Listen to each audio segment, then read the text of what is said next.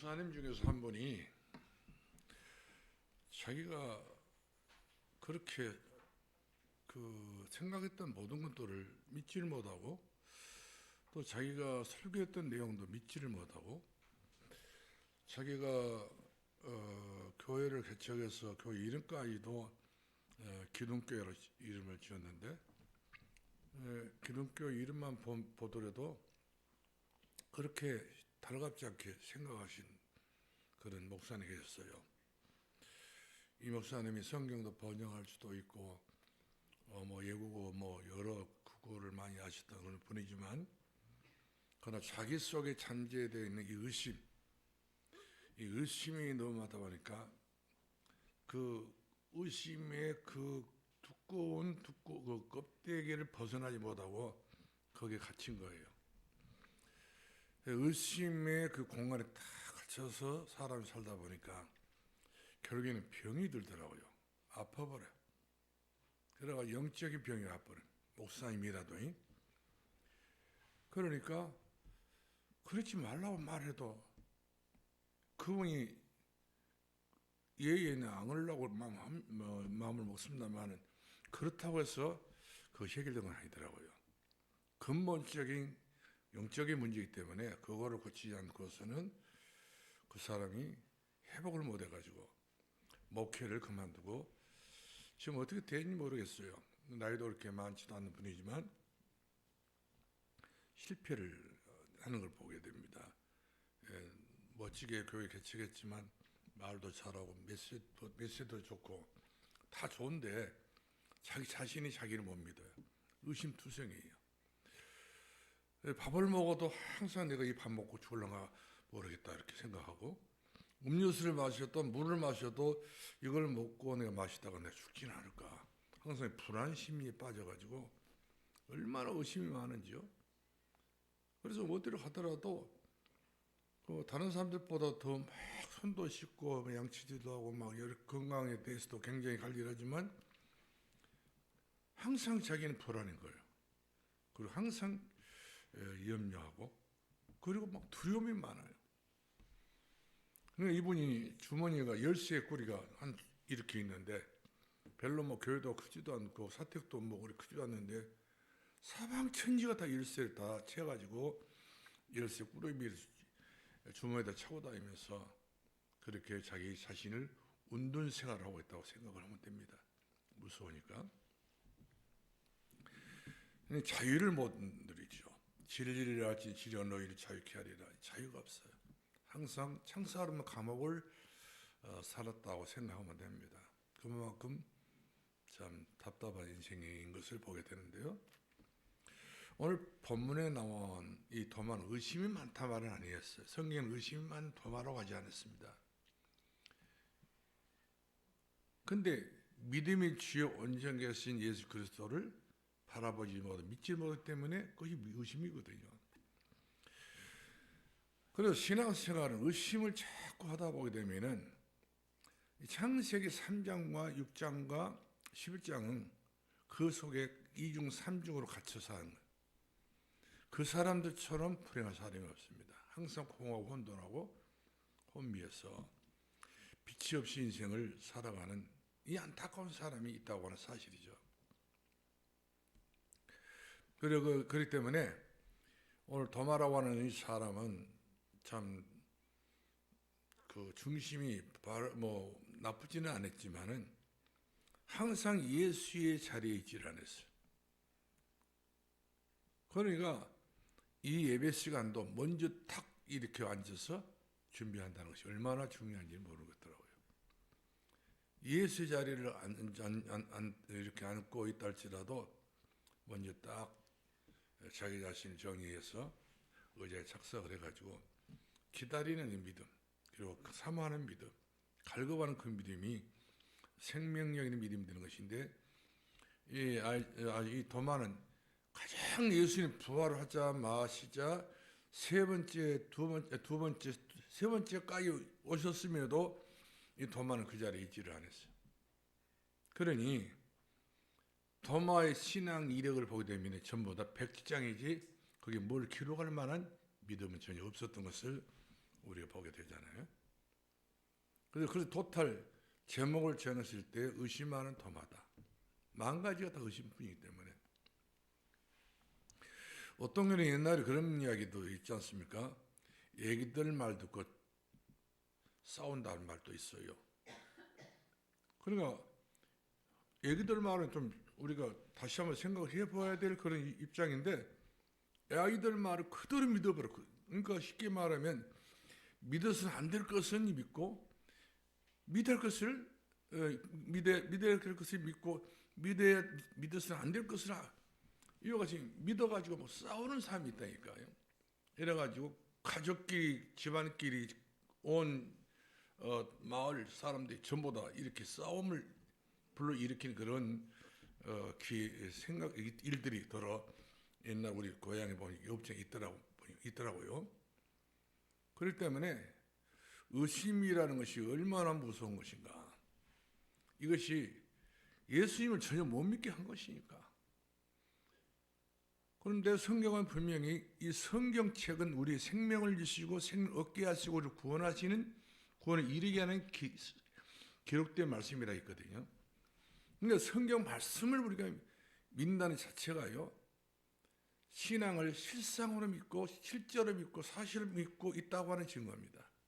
그러나 신앙생활을 하면서 성경을 못 믿고 있다고 한다면, 아니야, 성경을 덮어버리고 내가 기도해서 응답받아서 내가 믿어야 돼, 이렇게 들고 나서게 되면 이것은 위험천만한 믿음인 것을 볼 수가 있죠. 그러면 참된 믿음이 바로 뭐냐? 참된 믿음은 뭐냐?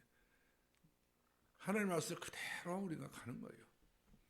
따지하지도 말고 묻지도 말고 여기에 대해서 우리가 나의 어떤 견해를 집어넣을 필요도 없어요.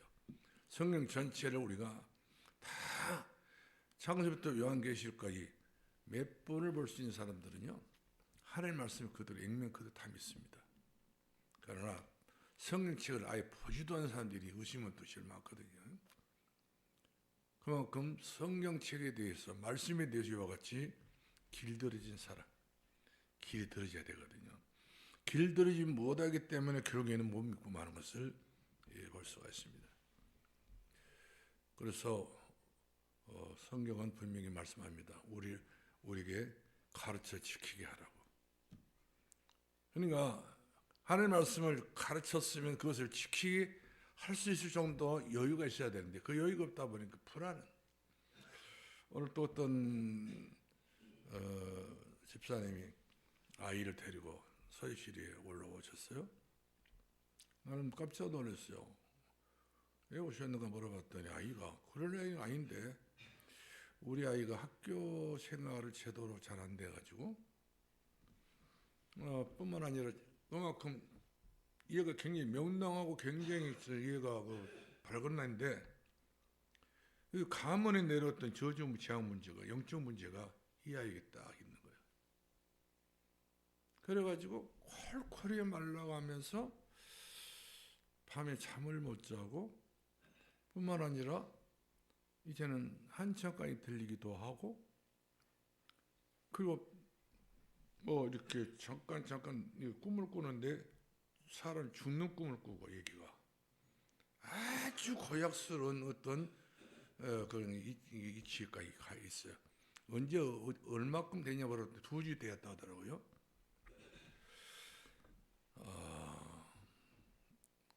그만큼 그 가정에 영적으로 문제가 있는 집안인데, 그만큼 영적인 문제 있는 집안은, 그러니까 할머니로부터 이렇게, 얘가 할머니로부터 이렇게 집안 문제가 있었는데, 그런 집들은 진짜 기도 생활과 예배 생활은 하다가 말다가 이렇게 중요한 자리에 있지 못하게 되면 그런 문제가 언젠가는 찾아온다는 말이거든. 멀리 가 있지를 않고 있어요. 영적 문제는 바로 막 문제 앞에 대기하고 있다. 내가 틈만 있게 돼서 보이면 바로 그 틈을 타고 들어와 버리죠. 근데 이 아이가 그 고통을 받고 있는 거예요. 그래 막 어떻게 하려고 그러냐면, 이런 아이들 무당 만들려고요. 예수 믿어도 제대로 이 복음이 확신이 안 되면 무당 만들어요. 자꾸 시달리게 만들고 괜히 한층 들리게 만들고 무슨 목소리 듣게 만들고 소리 들게 만들고 자꾸 이와 같이.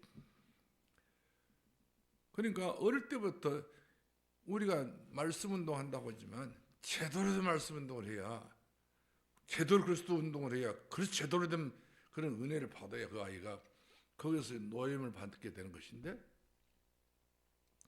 우리가 설렁설렁 하다 보면은 사실상 기회 다 놓치고 때 놓치고 다 시간표 놓치게 되면 그런 아이들은 바로 영적 문제 와버립니다. 그래서 성경은 이제 배우고 확신 얻으라 하잖아요. 하나님의 말씀을 잘 배워서 확신 가지고 뿌리를 내려야 된다. 그래서 우리가 그 하나님의 말씀을 넣어서 진짜 우리가 각인 뿌리, 이거 중요한, 이것이 세 가지 너무 중요한 이야기 아닙니까? 각인 뿌리 체질. 이것이 안 되게 되면 우리가 그 신앙생활을 하는 데 있어서 그 너무 뭐 이렇게 합리적으로 생각하면 안 된다는 말씀이죠. 객관적으로 보게 됐을 때는 이것은 완전히 개인화가 돼. 복음은 개인화가 되어 있어.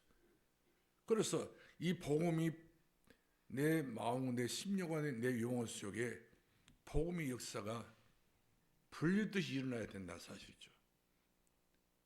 그래서 그 아이를 놓고 다시 예수님이 영접을 했어요. 다시 또 기도해 주고요. 이래가지고 얘기가 하품을 하더라고요. 아, 너 영적 문제 있다.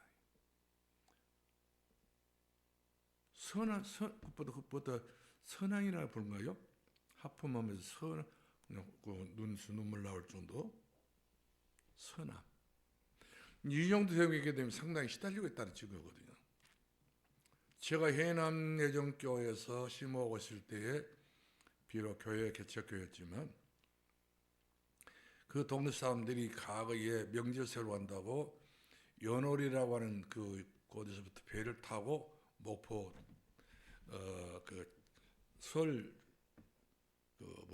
준비하러 장보러 갔었어요. 오다가 너무 뭐 장짐을 몽땅 싣고 사람 많이 싣고 오다가 배가 바다 한복판에 전부 다 수장되어 버렸어요. 그 바람에 그 동네 사람들 남자들 다 죽어버렸어요. 다. 한 40명이 죽었는데 이 조그마한 배를 40명이 탈 배가 아닌데 거기다 막 장보따리 다 들고 막 이게 얼마나 무겁겠어요. 배가 가라앉아본 거예요. 바다 한복판에 다 죽어버렸죠. 그래가지고 그 동네에는 제삿날이 있어요. 그 제삿날이 전체가 다 제삿날이 동네가. 그럼 그렇게 제사 지내고 구도하고 참 이렇게 우상숭배하다 보니 그 동네 여자분들이 이제 뭐 귀신들이 살이 꽉 찼다니까요. 그만큼 영적으로 늘리니까 매일 도박이 나오고 늘 술이나 마시고 늘 동네가 저주 지향 가운데 늘 빠져있고 당산나무 섬기고 있고 거기서 선앙당 섬기고 있고 전부 다 희망이 없는. 우리가 마태복음 4장 12절부터 우리가 19절 18절까지 말씀하게 되면 수불과 납달의 땅에 흑암과 어둠이 쫙 깔려있다 하잖아요. 저주받은 땅이에요. 제가 개척했던 그 애정리도 저주받은 땅이에요. 애동리도 마찬가지고. 근데 그 지역에 목회자들이 왔다 가버립니다. 개척한다 해놓고 가버려야 하나? 얼마나 영적 마귀에 쎄버리든지. 그래서 제 다음 후임자가 지역 개척교회로 와가지고 비 오는 날 팬티바람에 돌아다니잖아요. 비 맞고. 산당을 부셨고 당한나무를 없앴거든요. 산당을 없애버리기 때문에 영적 문제가 남아있는 거예요. 그 지역에는. 그런데 영적으로 같이 무장이 안 된 목사가 거기 가서 교회 다음 후임자로 들어갔는데 이 준비가 안 된 목사이기 때문에 영적 문제 바로 와버린 거예요. 이유가 바로 뭐냐면 제가 교회에 돈이 없다 보니까 이 마을 이거 있죠. 강대상 있잖아요. 강대상을 단상을 만드는데 좋은 나무 사다가 해야 되는데 돈이 없으니까 그 선앙당 그 기집 막 석가래 같은 거, 보가 같은 거 다 잘라가지고 그걸 내려서 깔아가지고 이제 강도상을 만들었고 이렇게 탄상을 만들었거든요. 근데 우리는 그것을 다 이겨내는데 그분은 못 이겨버린 거예요. 우리는 그걸 가지고 얼마나 강도상 올려가 예배를 드렸는데 그분은 그것 때문에 눌려버린 거예요. 그러나 나중에 그 교회에서 그걸 전부 다 쳐내고 다시 이렇게 그 탄상을 만들었다고 그 이야기를 하는 이야기 들어봤습니다. 그만큼 마귀는요, 누구를 막론하고 틈만 있어버리면 여기서 한다 이 말이에요. 제일 중요한 무서운 것이 바로 의심입니다.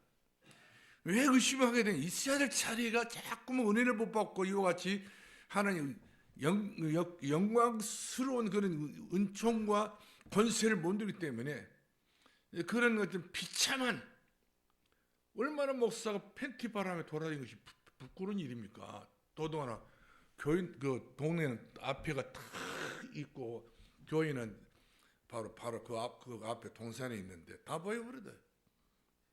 근데 교인들이 막 부끄러워 창피스러워가지고 이런 참담한 일이 있었다니까요.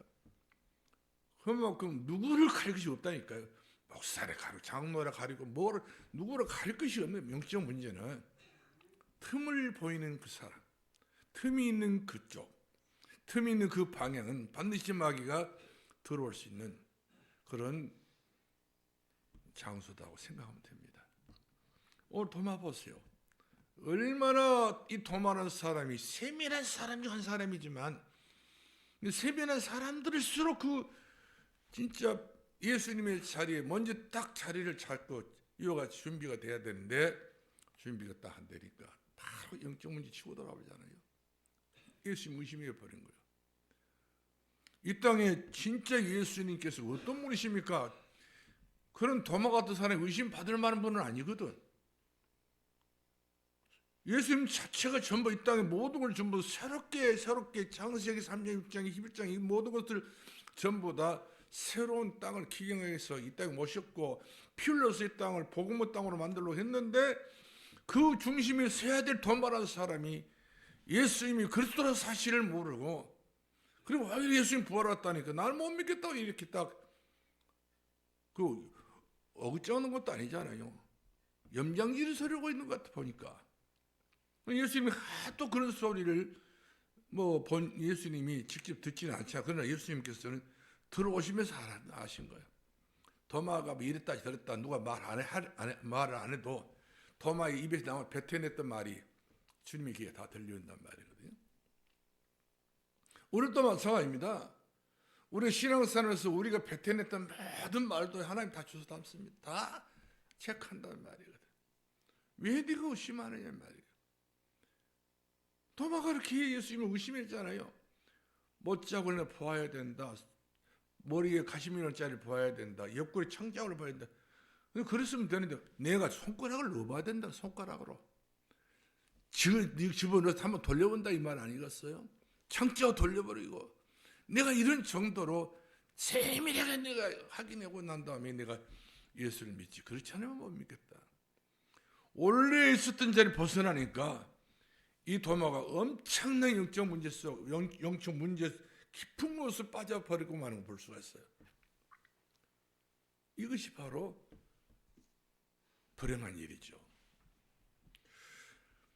백항목 교회라고 옛날 주월제일교회 그 주용훈 목사님, 유용훈 목사님 심었던 교회인데 거기 장로 한 사람이 그 어머니가 무당이에요.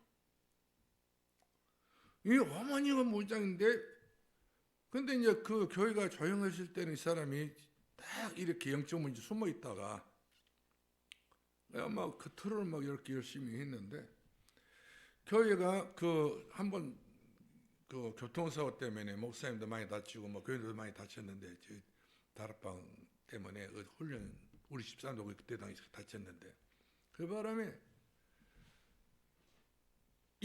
그 무당 아들 된 그분이 경찰이거든요. 경찰이 교회 아주 들쑤시고 돌아다니면 난리를 쳐버린 거야. 야, 교회 하나를 말아먹기가 이렇게 쉽게 말더라고요. 그래 목사님 목회를 못할 정도 딱 발목 잡고요. 뭐 별로 경찰도 그나 그렇게 권세도 없는 사람이 있지만 그 조그마한 그 권리 하나 가지고 막 교인들 이렇게 해가지고 이 사람이 바로 항상 은혜 자리는 있지 않더라고요. 목사님 볼 때 은혜 자리 있지는 않고 늘 빗나가고 있다가 찬스가 딱 되니까는 마귀가 완전히 총집중을 해가지고 교회 전체를 모두 장로니까 바람을 일으키나 불신한 바람을 일으키고 난리를 치니까 교회가 맥주가 나버렸죠. 이와 같이 우리가 은혜의 자리에 있다는 사실이 반석 같은 그런 믿음을 내가 가지고 있다는 증거입니다. 그래서 절대 저와 여러분의 속에는 의심이라는 것은 평생 한 번이라도 해보려고 생각도 하지 마시고 평생 내가 이 믿음 그대로 가지고 간다. 내가 평생 살다가 주님 앞에 갈 때는 이 믿음 가지고 주님 손을 잡고 주님께서 나와 함께 주의 걸어간 보좌 앞에 내가 서야 되겠다. 이런 굳은 결심과 그런 굳은 다짐을 가져야 됩니다. 잘 읽고도 어떤 분들 임종 때 나는 예수가 누구야 이렇게 하는 사람들 있잖아요. 제대로 된 이 복음을 드려야 되는데 못 들으니까 가로막고 있으니까 사단이 얼마나 그 복음 못 듣게 가로막습니까? 이리저리 전부 다 가로막는 것 자체를 갖다가 우리가 허용하게 되면 절대 안 된다니까. 어떤 거 얻더라도 복음은 우리가 듣고 믿음으로 우리가 평안하게 살아야지. 복음을 못 듣게 되면은 그만큼 결정적인 영점을 봤을 때는 그것이 통로가 되고 만다고. 본인에게는. 저는 이런 분들 저를 많이 봤어요. 그래서 늘 제가 부탁하고 싶고 또 당부하고 싶은 것은 오늘 도마와 같이 은혜 자리에 벗어나지 마라. 은혜 자리에 벗어나지 마라. 절대 어떤 경우 된다. 은혜 자리에 벗어나는 것은 내가 그야말로 위험한 자리에 가 있다. 어린아이가 딱 엄마 품을 떠나서 이제 그 놀이공원에 가 있는데 그 옆에가 양의장이 있었단 말이에요. 근데 어린아이 그 양의장인지 거기 뭐 노는 그 뭐 이렇게 길바닥인지 모르잖아요. 그냥 천막지 죽이라. 그런데 눈 돌려서 본 사이 그 아이가 빠져본 거예요. 깊이 빠져가지고 막 섞여 가는데 결국에는 한순간에 그 아이는 생명을 잃어버려요. 우리 신앙이 천방지축이 되면 안 된단 말이에요. 정중동. 진짜 예수 그리스도가 나의 인생의 주인 되신다. 너희가 나를 떠나서 아무것도 할 수 없다 했잖아요. 우리는 그래요. 사실 우리가 뭐 그냥 별것처럼 막 엄청난 일을 하는 것처럼 보이지만 나중에 결산해 보면요, 별것 없어요. 결산할 때 그게 문제입니다. 열매가 문제예요. 그래서 우리가 열매 맺기 전에 전부 다 이파리도 파르고 꽃도 피우고 다 열매도 맺죠. 그러나 마지막 순간에 그 열매가 남아있느냐? 도중에 다 떨어지고 만답니다. 자, 우리가 그렇게 믿음을 아주 돈독하게 내 믿음을 내가 지키고 내가 보장을 받을 수 있는 그 믿음의 자리에 서야 될 줄 믿습니다. 그러면 사람은 늘 우리가 생활하다 보니까 만나잖아요. 또 어떤 경우는 우리가 멀리 또 이렇게 가서도 만나기도 하고 또 생활하고 같이 하기도 하는데, 그래서 중요한 것은 참된 축복이 바로 어떤 축복이냐, 만남의 축복이라. 성경은 분명히 그렇게 지적해 주고 있습니다. 만남의 축복. 내가 누구를 만났다 내 인생이 달라진단 말이에요. 그래서 우리가 사도행전 그 8장 26절로 40절 말씀 보니까 빌립이 사마리아에서 엄청난 대역사가 귀신이 떠나고 마귀가 떠나고 안진병이 일어나게 되죠. 중풍병자 다 걷게 되니까 이 성령이 어떻게 강력하게 역사를 했던지 이 현장에 가서 이것을 처음 했던 이 빌립이라는 사람이 하나님께 그 은혜 속에 있던 빌립을 들어 쓰시잖아요. 현장에 안 가면 하나님이 안 쓰세요. 아무리 내가 믿음 있다 할지라도 현장에서 내가 이 믿음을 그대로 적용해서 활용할 수 있다는 자체, 그대로 내가 실천할 수 있는 자체는 믿음의 역사 아니면 할 수 없거든요. 근데 이 빌립이 그렇게 믿음의 역사 일어나다 보니까 하나님께서는 바로 에디오피아 내시가 지금 예루살렘에서 예배를 드리고 가다가 지금 광야에서 이제 그 계속적으로 에디오피아 내려가는 길이란 말이에요. 근데 그때 그 순간에 에디오피아 내시는 성리치를 본 것이죠. 중요한 성님이 어린 양 내신 예수, 어린 양이 그 피 흘려서 죽는 그 내용, 피 발랐더니 조지장에 떠났던 거. 이것이 과연 무슨 뜻인가? 예배 이사야 선지서를 보면서 그거를 가지고 계속 마음에 막 이렇게 안타까워서 해석이 안 되고 자기가 이해가 안 되니까 그렇잖아요. 우리 성경을 보다가 이해가 안 되는 부분은 막 우리가 견딜 수 없잖아요. 분명히 속 시원하게 좀 알고 싶은 마음이 들지 않습니까? 근데 이 내시가 속 시원하게 뭔가 모르고 있으니까 과연 이 어린 양이 얘 피 흘려서 얘 죽어야 되고 얘 문술지 발라야 되고 이런 것들 점치고 이 선지를 보면서 너무 영적인 것에 깊이 들어가다 보니까 의심보다는 모르는 게 너무 많단 말이야. 근데 하나님께서 그렇게 사모하는 사람에게는 빌립을 보내잖아요. 강야에서. 빌립이 딱 만나게 만든 거야. 빌립이 영락없이 그 성경을 너무 잘하고 있기 때문에 하나님께서 만남의 축복을 줘가지고 빌립 때문에 에디오피아 내시 완전히 예수님을 영접을 하고 바로 거기서 세례를 받고 흔연스럽게라는 말은 모든 걸 털어버리고 에디오피아로 내려갔다. 전도자의 마음을 가지고 제자의 마음을 가지고 내려갔다. 그런 기사가 나옵니다. 오늘 사도행전 9장 10절로 22절 말씀하는 게 아나니아와 사울입니다. 이 아나니아, 그러니까 아나니아는 누굽니까?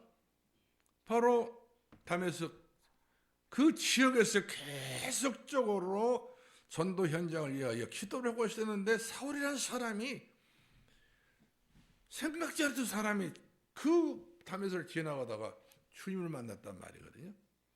주님을 만나고 난 이후에 양육도 필요하고 또 중요한 것은 누군가가 만나줘야 돼. 사울이라는 사람이 너무 중요하기 때문에 이 사람이 과거로 본다면 완전히 죄인의 개수지만 자기 자신을 볼 때는 그러지만 하나님 볼 때는 이 사람이 앞으로 장차 세우범의 가장 중요한 주역이 될 줄 알고 아나니아와 사울을 다 아나니아가 모자람 넘 사람이고 이 사울이라는 사람은 너무나도 이제 갈급한 사람이고 그러니까 이와 같이 기도해서 모자람이 없는 이 아나니아를 통해서 사울이라는 사람이 충분히 복음을 다 듣고 깨닫고 다 양육 딱 되니까 이 사울이라는 사람이 아랍 사막에 딱 들어가지고 완전히 전도자가 됐던 것을 우리가 볼 수 있지 않습니까? 우리가 사도행전 10장 1절 48절 말씀하니까 베드로 고넬료입니다. 이 고넬료라는 사람은 유대인이 아니거든요. 로마 사람이야. 로마에서 파견된 그 이탈리아 그 부대의 백부장, 장교예요, 장교. 그러니까 이 사람은 바로 누가 관련 사람이냐면 이 그 로마 황제가 관련 사람이 이 백부장 이탈리아 고넬료라는 사람은 그러니까 파견된 모든 이 그때 당시 식민지에 파견된 모든 군사들은 거의가 다 왕들이 관리한 특수부대, 특수군인이란 말이거든요. 그럼 이 사람이 자기 왕을 섬겨야 돼요. 일반 사람처럼 변을 섬겼던 것처럼 자기 왕을 섬겨야 되는데 이 사람이 왕은 섬김의 대상이 아니다 이 말이에요. 그래서 바로 가이사랴 빌립보 지방에 와가지고 이 사람이 진짜 하나님 앞에 경건하게 경외하고 예배를 드리고 구제하고 기도에 얼마나 전심전력했기 때문에 하나님께서는 그 갈급했던 그 고넬료에게 바로 천사가 와가지고 베드로를 만나게 만들어서 이 베드로를 통해서 베드로는 그야말로 이방인이 무슨 예수 믿겠냐 생각했었지만 그러나 이것은 사람 생각이었고 편견했는데 고넬료가 어떻게 은혜 받았더니 온 집안 식구 전부 다 초청해가지고 집안 식구가 다 성령 충만했지 않습니까?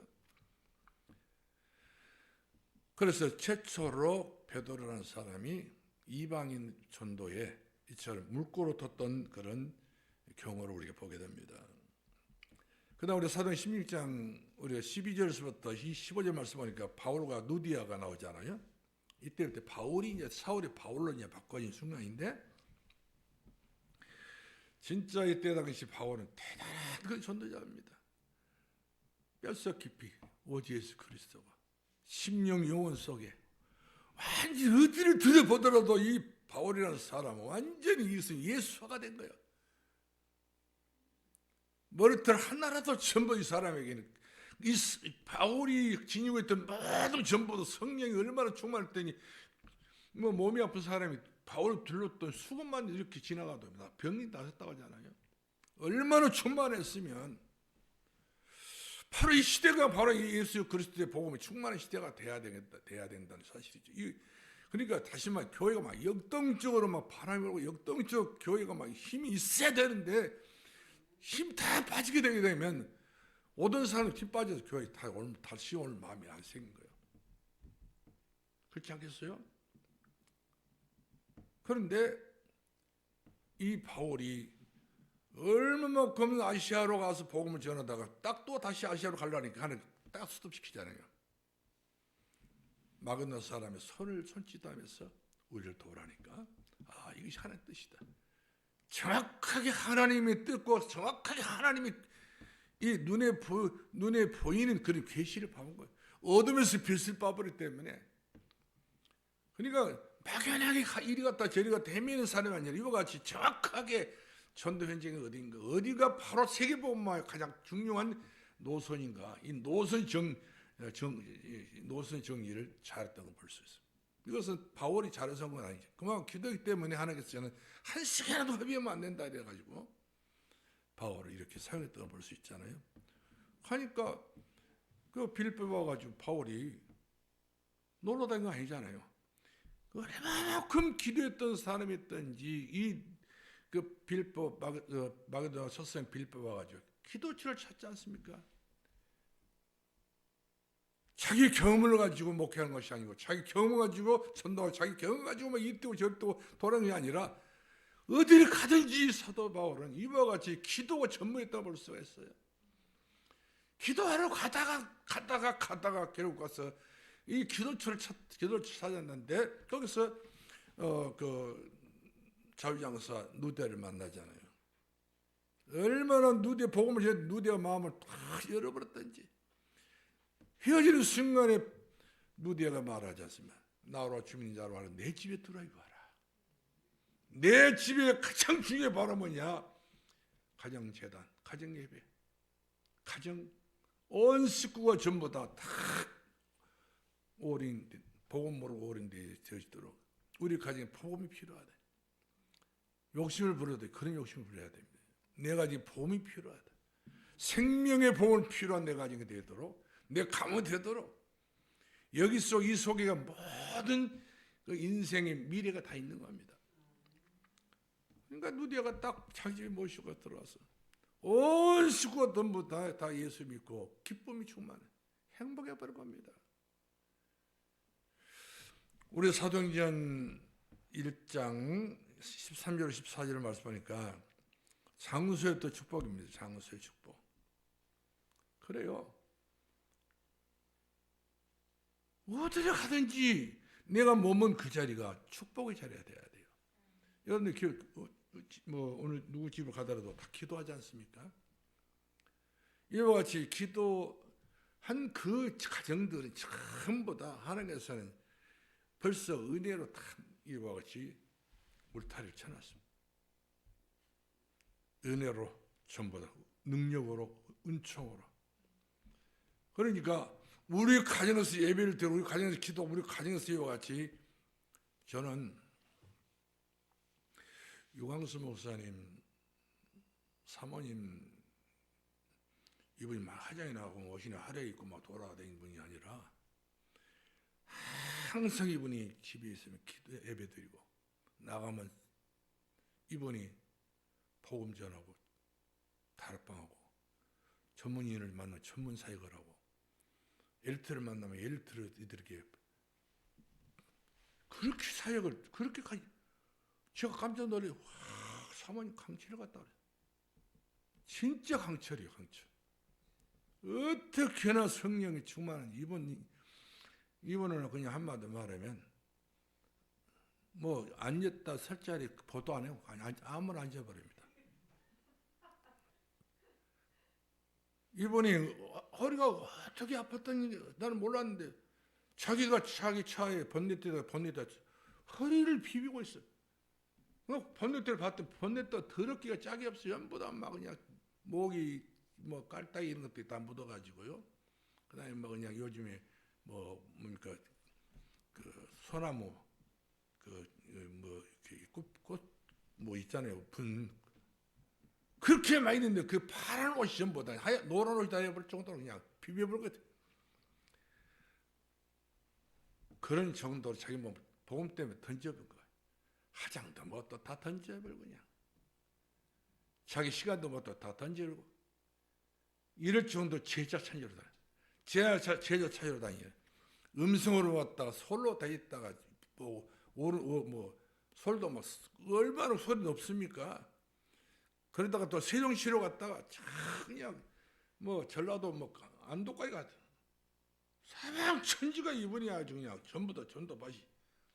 근데 이분은 또 내가 보니까 우리는 깨끗 오직 보면 그 3마리 땅까지 우리는 3마리 땅까지 송이나 딱 정의로 말뚝 박아놓고 돌아다니는데 그분은 전부 다 차 하나 사다 놓고 전국을 돌아다니는데 뭐 사모님 그래 뻗어볼 정도요 더라.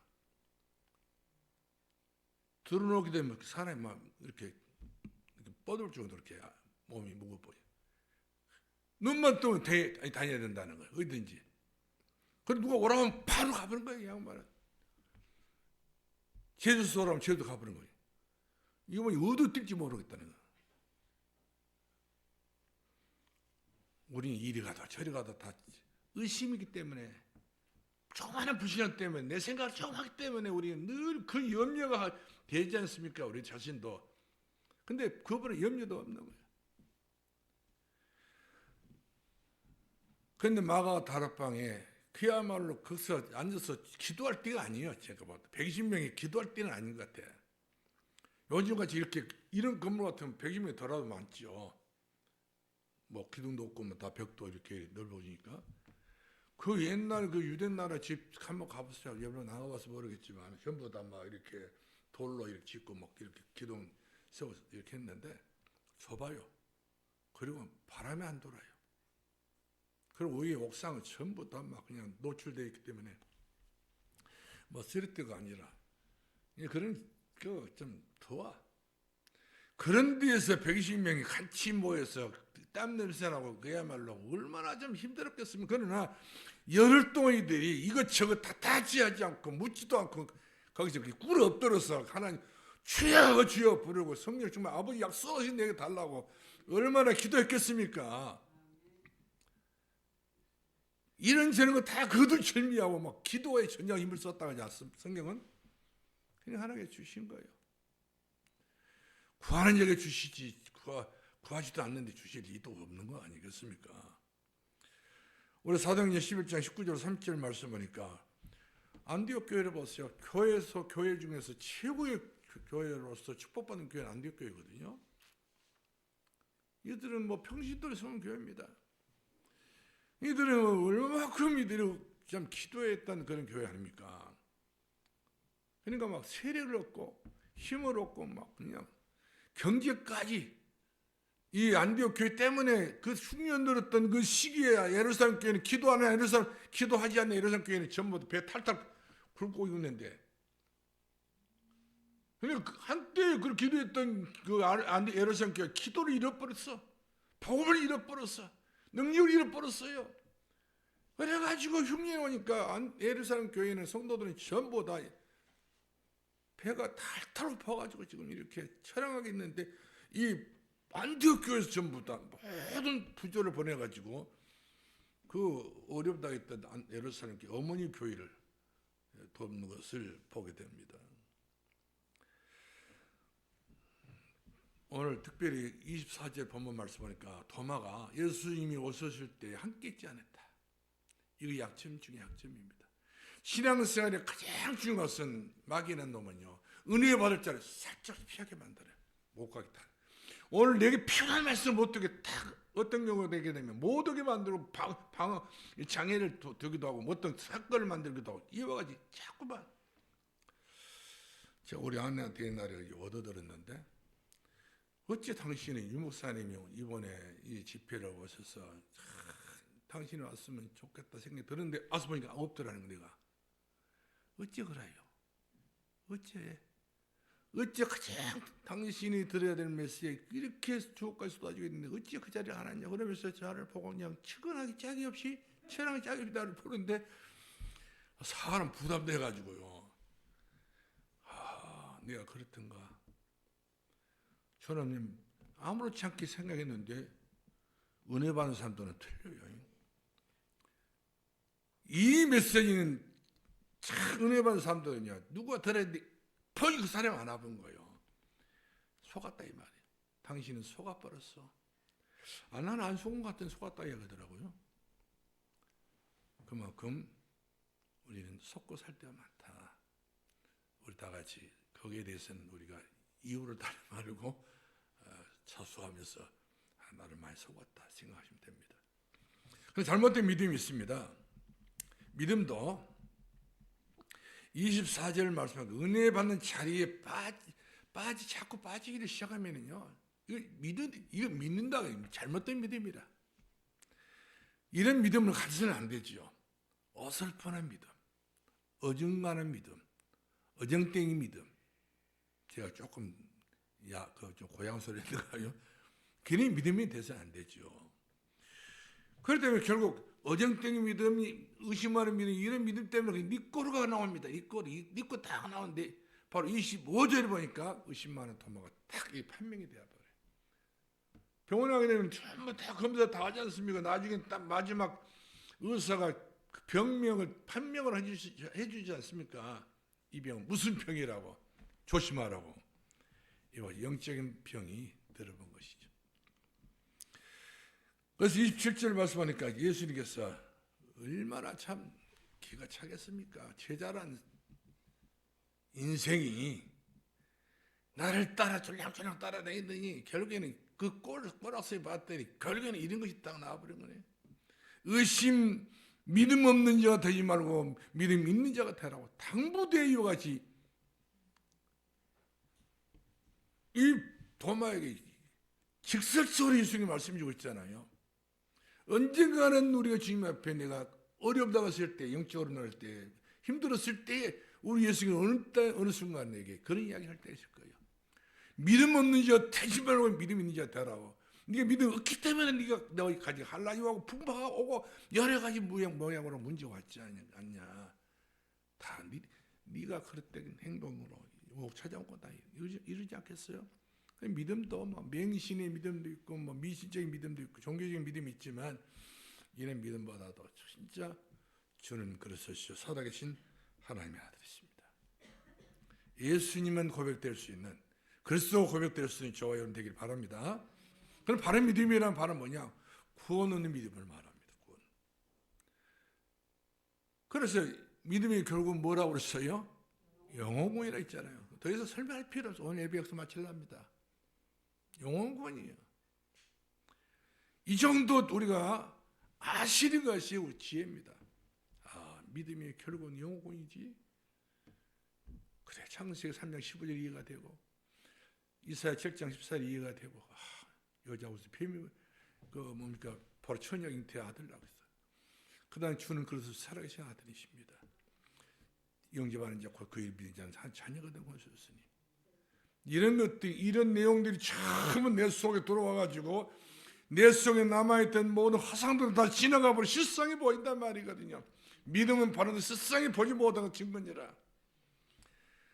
의심하는 사람 평안이 없습니다. 의심하는 사람들이 불안합니다. 아이고, 안 죽을라고 모르겠다. 어찌 무슨 일이 안 생기나 모르겠다. 항상 날마다 그놈의 의심, 그거 걱정, 그냥 뭐 때문에 싫은지 모르겠어요. 근데 그냥 입만 버리면 한다니까. 본인이 그렇게 당하고 있는 거예요. 죄에서 자유를 얻기를 바라고요. 거짓된 모든 환경 이런 불신앙에서 복음 대신 그리스도로 반석 같은 믿음으로 변화를 받기를 주 이름으로 축원합니다. 내가 너에게 평안을 주느니라. 너에게 평강이 있느냐? 자, 마지막 결론 내리겠습니다. 성경의 주제는 바로 뭡니까? 구약에서는 창세기 3장 15절이에요. 여자로서 뱀머리를 상했다. 그리고 이사야 7장 14절에 보라 처지기 대아들 날 그 이름을 임마누엘이라. 이 메시아. 우리가 신약에서는 요한복음 5장 39절입니다. 너희가 성령에서 영생을 얻는 줄 생각하고 성경을 연구하거니와 이 성이 곧 나에 대하여 증언한 것이니라. 성경 전체 누구를 위한 증언이에요? 증언서예요? 예수님에 대한 증언서예요. 근데 우리가 성경 그대로 믿는 거라는 이 말이거든요. 예수 그리스도를 믿는 것은 받은 증거만 또 성경에서 받은 증거만 해야지. 꿈을 꾸다 보니까 받은 증거 생겨버린 거 뭐 이거 다 가짜들이에요. 마귀는 그런 짓도 다 합니다. 그래서 중요한 것이 바로 뭡니까? 믿음은 다같이 믿음은 실상이요 보지 못한 것들의 증언이. 이로써 많은 증인들은 이 믿음을 가졌다 이 말이거든요. 기도합시다. 은혜와 사랑이 한량없이 많으신 우리 아버지 감사와 찬송과 영광을 돌립니다. 귀하신 예수님, 우리 영혼 속에 가슴 속에 주님이 원하는 그 믿음이 뿌리 내리게 해주시고 열매 맺게 해주시고 성령의 사람으로 변화받게 주옵소서. 예수님 이름으로 기도합니다.